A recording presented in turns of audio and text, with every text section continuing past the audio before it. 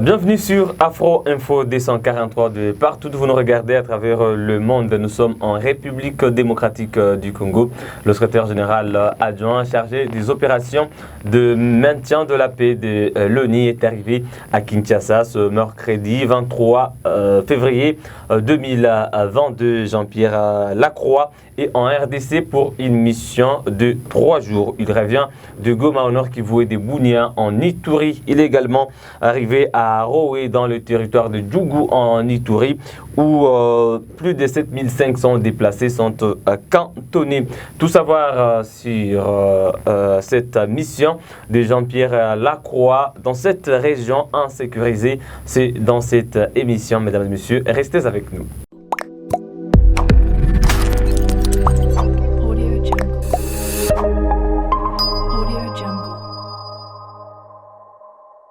Encore une fois, bienvenue dans ces grands dossiers. Nous allons parler de la mission de Jean-Pierre Lacroix en République démocratique du Congo, surtout dans cette zone insécurisée. Je reçois sur ce plateau M. Akilima Ali Saleh, qui est chercheur en journalisme et politique extérieure. Bonjour et bienvenue, Akilima Ali Saleh. Bonjour Jospin, bonjour à tous les téléspectateurs de Afro Info 243. Voilà, c'est le secrétaire général adjoint chargé des opérations et des maintiens de la paix de l'ONU quand même qui est arrivé en RDC. C'est une visite détail. C'est une visite détail, mais c'est une coutume pour la République démocratique du Congo. Comme je le disais, ce n'est pas une première fois que Jean-Pierre Lacroix puisse visiter la République démocratique du Congo.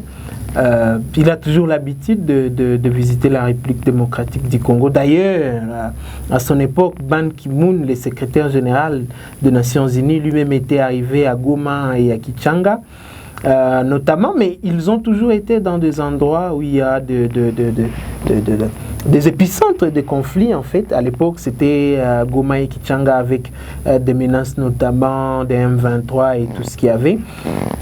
Et maintenant, c'est la région de Roé, dans la région de l'Ituri.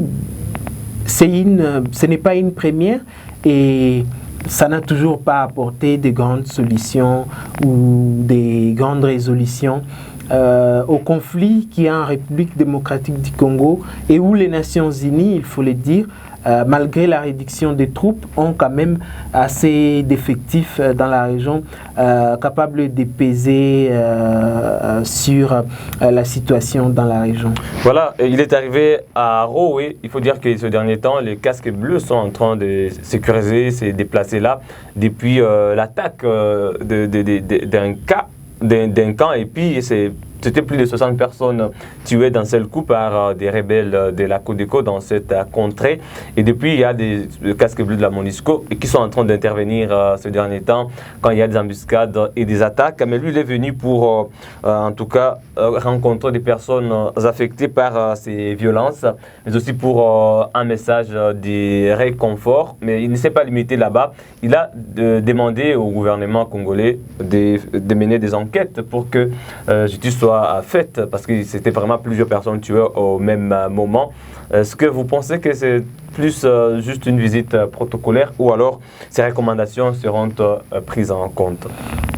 C'est une visite purement et simplement protocolaire, dans le sens où la République démocratique du Congo a l'habitude de recevoir des autorités de telle carrure en République démocratique du Congo depuis plusieurs années déjà, et la situation sécuritaire ou la situation humanitaire ne s'est jamais améliorée. La République démocratique du Congo a aussi reçu, ce n'est pas seulement à Roé ou dans d'autres régions dans les territoires de Djougou, mais c'est dans plusieurs régions de la République démocratique du Congo où il y a des cas comme ça. Visite de compassion ou je ne sais pas quoi d'autre. Je pense que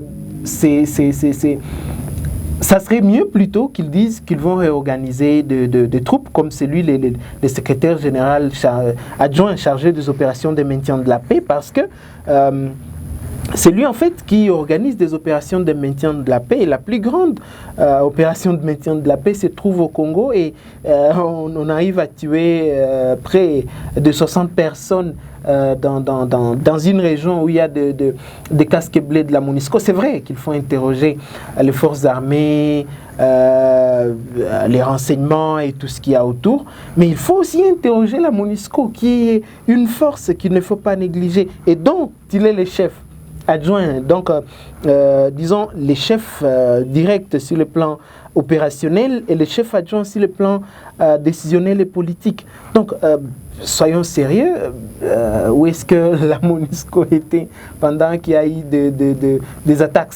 C'est comme pour dire, on a, après que quelqu'un puisse mourir, on vient organiser ses funérailles pour l'honorer ou pour éviter que d'autres personnes puissent mourir.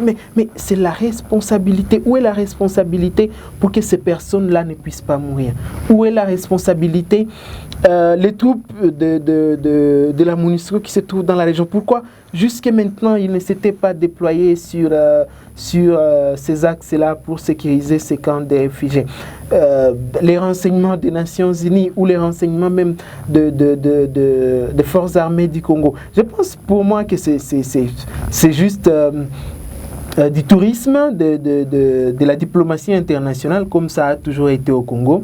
Et il n'y aura pas de changement, et il n'y aura pas de vrais changements sur le plan opérationnel ou même sur le plan tactique sur le terrain, que ce soit dans l'Ituri, dans le Nord Kivu, dans le Sud Kivu, parce que ce sont les trois provinces qui sont les plus touchées. Voilà, il faut quand même dire qu'il a son agenda, il n'est pas venu pour mettre fin aux violences, mais il va rencontrer les autorités congolaises, il va rencontrer le président de la République, Félix Tshisekedi, il va rencontrer Sama Lukonde, le Premier ministre, il va rencontrer le président du Sénat et de l'Assemblée nationale et d'autres acteurs en société civile pour voir dans quelle mesure il peut donner ses recommandations et ses propositions, parce qu'il revient au gouvernement congolais de sécuriser les territoires nationaux à travers l'armée.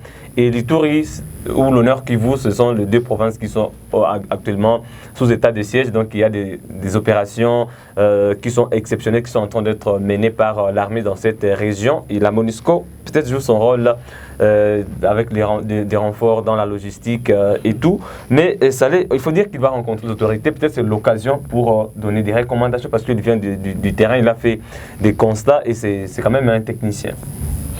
En fait, je pense plutôt que c'est l'occasion pour lui d'attendre les recommandations des autorités congolaises, parce que lui, il est allé là-bas pour quelques heures, mais les autorités congolaises, il y a des administrations, il y a des administrateurs, il y a l'armée, il y a la police, il y a les acteurs de la société civile congolaise qui se trouvent dans la région et qui savent très bien, avec plus de détails, ce qui se passe et qui savent en quelle manière la MONUSCO et généralement les Nations Unies peuvent aider la République démocratique du Congo à terminer cette nébuleuse Codeco qui est en train de semer terreur et désolation dans cette partie de la République. Ces visites-là des autorités de la République démocratique du Congo, c'est comme on dirait une activité diplomatique, parce que en tout cas, s'il s'agit de recommandations, il y a Bintou Keïta qui a toujours été en contact avec les autorités congolaises et qui a toujours transmis certainement ces informations et toutes les recommandations des autorités congolaises, des acteurs de la société civile, des acteurs humanitaires se trouvant dans la région, au niveau du secrétariat général des Nations Unies, et c'est au niveau du secrétariat général des Nations Unies de décider. Espérons que ça va changer quelque chose dans les faits, mais je pense que c'est plus des échanges diplomatiques, des échanges de nouvelles et tout, mais qui n'ont vraiment pas d'impact sur les terrains. Voilà, il faut dire qu'il a aussi recommandé le renforcement de la lutte contre les groupes armés, garantir un accès humanitaire sans restriction, parce que ça c'est une zone, en tout cas, où sévit une crise humanitaire. Il y a un besoin sévère sur le plan humanitaire et nous espérons que les autorités congolaises vont tout faire pour que ces populations-là vivent aisément. Mais ce qui... Si vous le permettez, en fait, la MONUSCO a dans la Charte des Nations Unies, en fait, le chapitre 7 ne s'applique qu'en République démocratique du Congo.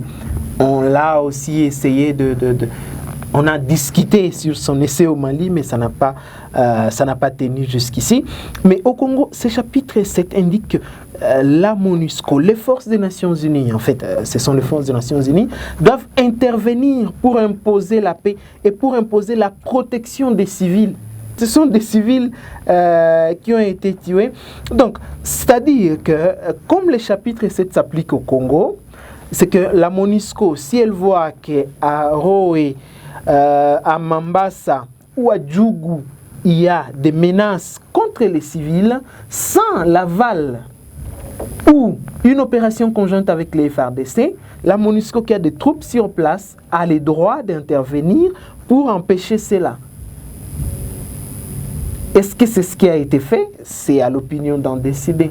Voilà, pour terminer, il faut dire aussi que parmi ces missions en RDC, parce que ça sera pour 3 jours, il va aussi participer jeudi à la réunion des suivis de l'accord cadre pour la paix et la sécurité et la coopération pour la RDC et la région. Je pense qu'il y aura quand même un rôle, c'est une autorité de l'ONU et dans le maintien de la paix dans la cohabitation pacifique entre la RDC et d'autres pays de la région.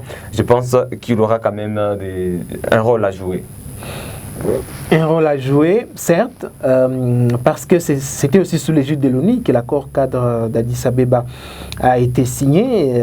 L'ONU n'est pas parmi les parties prenantes directes, mais c'est parmi les parties prenantes indirectes parce que c'est l'ONU qui a en quelque sorte, avec la CIRGL qui ont concocté en fait cet accord et c'est maintenant là. En termes d'évaluation, je pense que c'est très important que lui soit là et que c'est les moments ou l'occasion de brandir autant des rapports qu'on a brandis sur notamment l'intervention du Rwanda et de l'Ouganda dans des échauffourées qu'il y a en République démocratique du Congo. Et c'est le moment de dire en face parce qu'il y aura les représentants de tous ces 11 pays constituant cet accord-là. Et c'est le moment de dire la vérité. Et lui, en tant que Nations Unies, comme un acteur entre guillemets neutre, de dire telle partie, la partie congolaise, vous ne faites pas ceci pour que la paix puisse revenir en RDC et dans la région généralement. Telle partie, vous ne faites pas aussi ceci pour que la paix puisse revenir dans la région. Et telle autre partie, vous ne faites pas aussi ceci. Je pense que ça serait quelque chose d'important si les Nations Unies, à travers Jean-Pierre Lacroix, ont l'audace de dire en face à toutes les parties prenantes dans cet accord pour que la paix puisse finalement être rétablie et recouvrée dans la région des Grands Lacs et la sous-région de la CIRGL soit aussi un tout petit peu calme et stabilisée. Voilà, merci beaucoup à vous, Akilima Ali Saleh. Je rappelle que vous êtes chercheur en journalisme et politique extérieure. C'était un plaisir pour nous de vous recevoir. Merci aussi. Voilà, très chers téléspectateurs, c'est par là que nous mettons un terme à ce grand dossier consacré à la visite du secrétaire général adjoint chargé des opérations de maintien de la paix de l'ONU, M. Jean-Pierre Lacroix, en République démocratique du Congo.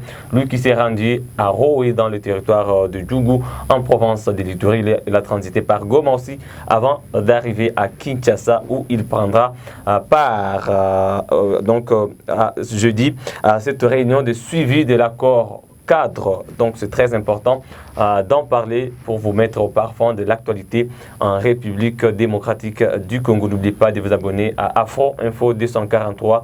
Il suffit simplement de cliquer sur s'abonner, activer la cloche de notification pour ne rien manquer de l'actualité de la RDC. Laissez-nous un j'aime, un commentaire pour donner votre point de vue par rapport à tout ce que nous venons de discuter avec notre invité du jour. On se fixe un nouveau rendez-vous d'actualité. D'ici là, portez-vous bien.